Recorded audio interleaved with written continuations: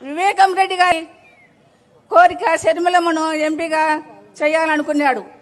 కానీ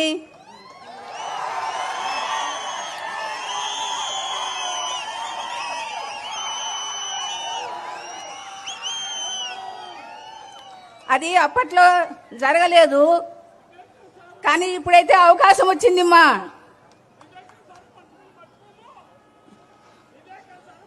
ఈ అవకాశాన్ని మనం అందరం సద్వినియోగం చేసుకుందామమ్మా.